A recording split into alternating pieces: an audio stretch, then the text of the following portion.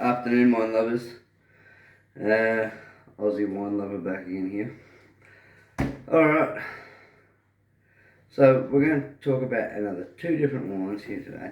Red wines, and absolutely fantastic.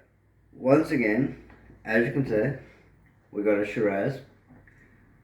We got the Yalumba Barossa Shiraz right there. I did get them mixed up the other day. I do apologise for that. It's actually the Chateau Tanunda Matthews Road Cab Sauv right there. Interesting because once again we got a Shiraz and a Cab Sauv. In the last one we saw, there was the Cab Sauv and the Shiraz as well. So we had the Penfolds Max's Shiraz, and we had the Growers Gate Cab Sauv. So the big one here. So we've got a $20 bottle of Chateau Tanunda Cab Sauv here. I'm only going to do a little bit. I've already had a glass out of that and that. I know what they're both like. But for you, I'm just going to do a little dash in each glass.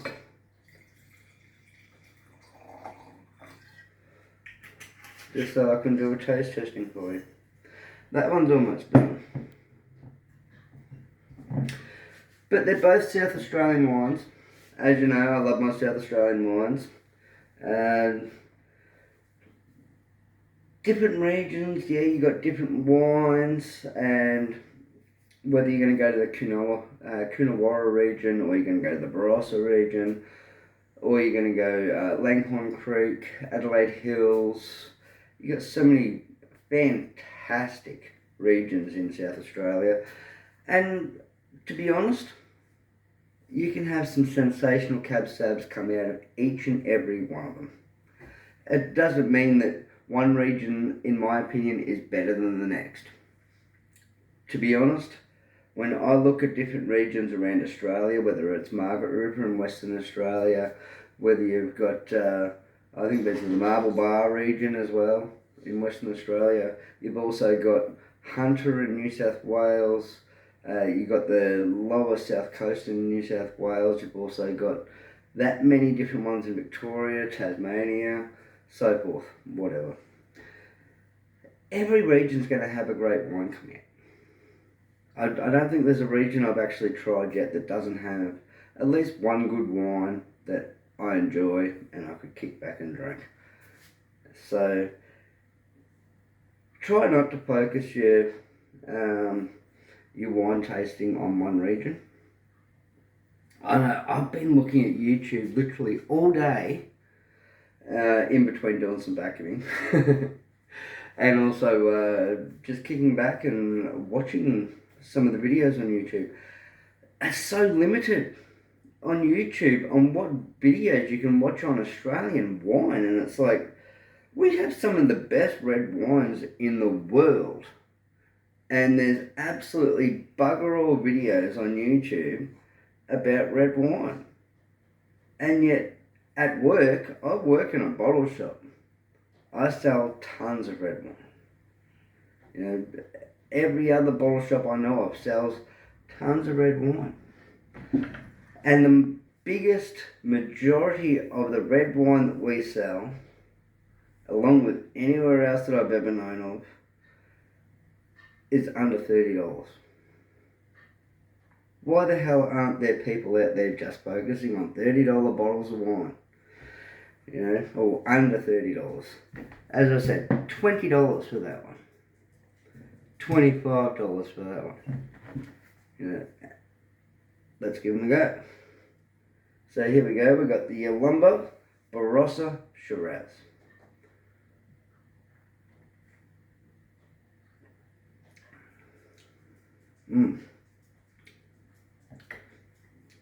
That is beautiful. That is mellow. It's fruity. It's slightly sweet. It's absolutely delicious, and it's a 2022 bottle, if anyone cares about that. To be honest, majority of Australians buying their wine from a bottle shop don't give two rats what year the wine comes out. They just want to know if it tastes good. And that tastes fantastic. Our next one, a quick drink of water, is the Chateau Tanunda Cab Sauv. And if anyone cares, it's 2021. Let's give that a go.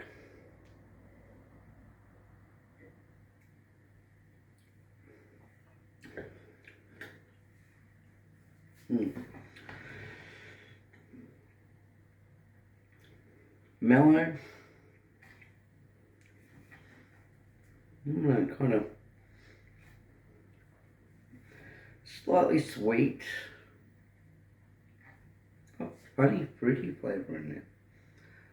Can't quite pick it out.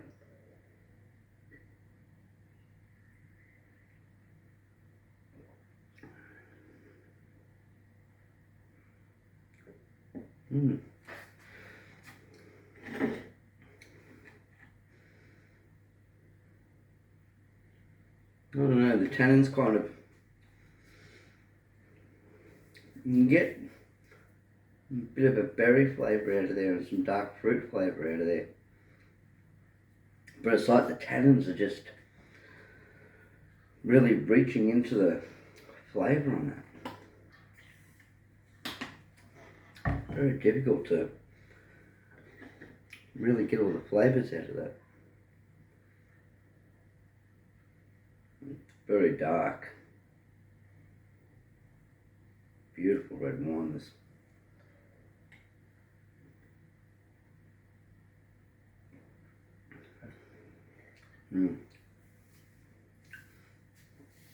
Smooth and dark fruits. It's beautiful red wine. A little on the bland side compared to a lot of the ones I've tasted under $30. Honestly, the Grower's Gate that I tried in the earlier video, I'd buy that over that one. To be honest, the Grower's Gate, I find that better than the Yalumba Shiraz. I find it's a little bland on the back end there. Not something I'd go out and buy again. The Chateau Tanunda.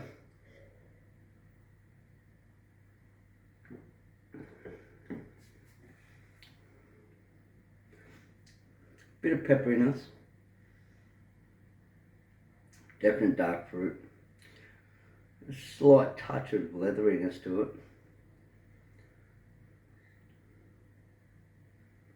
And kind of lingers around a bit longer than the Yalumba Barossa Shiraz.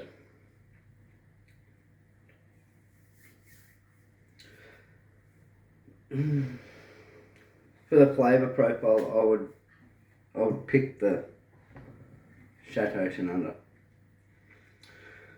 For the plain fact that the flavour sticks around on your tongue and on your palate for a bit longer. They're both mellow, both easy to drink. The Barossa Shiraz, it is nice, as I said, mellow, but it really does dry out, and it does, just die off in the flavour. And right at the end there, where you're just wanting it to hold on for a bit longer, it just dies. So once again, slight difference in price, but the cheaper bottle does get it over the line a bit better. The Chateau Tanunda Cab Sauv. It is, I find that is a bit better.